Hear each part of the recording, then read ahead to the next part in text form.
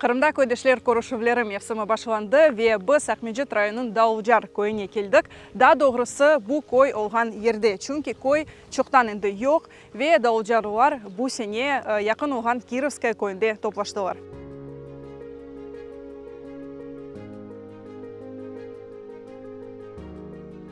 أعوذ بالله من الشيطان الرجيم بسم الله الرحمن الرحيم الحمد لله رب العالمين. Сегодня у нас знаменательный день, встреча односельчан, встреча тех, кто родился в селе Дауылжар, такие у нас сохранились, и потомки тех, кто жил, родился в селе Дауылжар. На сегодняшний день села не существует, но есть следы, видно еще фундаменты, и стоит памятный камень. Прадед моих детей, Мемет, он был председателем сельхозартели, был коммунистом. Мы даже не знаем, он пропал без вести, расстрелян ли он был фашистами, или что-то с ним другое случилось, но он не предал своих. Туылдым, мында, Дауылжар көйінде.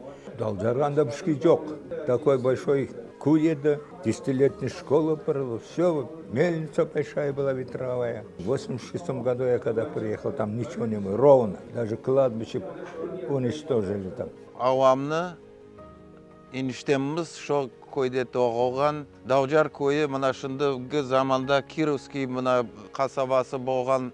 Бек Бауабан көй болған, оны янында күчік көйлер болған. Шо Дауылжар көйінде Бауабан медресе болған, Бауабан жами болған. Папа всегда рассказывал, Алла рахмет eylesin, Мамбетов Ремзи, как его мама.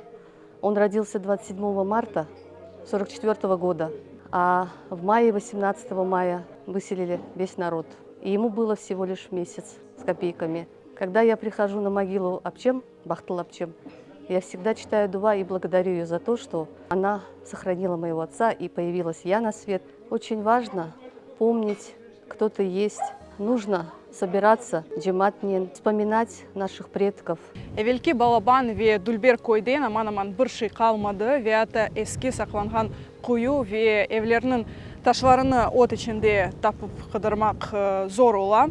1925 senesi bu yerlerini Usin Badaninski'nin rehberliğinde meşhur ekspeditsiya ziyaret etti ve bu yerlerden bazı bir kaydılarını Usin Badaninski öz kundeliginde kaldırdı. Mesela bu köyde o zamanları 45 hane olgan, öz camisi turgan ve hatta 80 yıl devamında çalışan medresesi de var idi.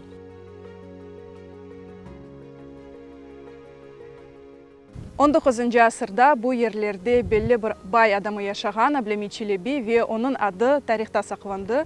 Çünkü o öz isteginen ve öz paralarına bu yerde bir köpür kurdurgan. Aynı şu köpür saklanmadı, lakin yolunun bu kısmı hala da şimdiki zamanda da Ablemit köpürü gibi belli. Babalarımız, torunlarımız da kelip şu koyulgan taşını yanına dualar okup bizlerini anısın, öllerini anısın, şu bayram günü bir-birimizni bayramman qayırlap, bir-birimizge yaxşı tilekler, yaxşı niyetler tilep, Allah'ım ya Rabbim uzak şu niyetlerimizni kabul maqbul etsin.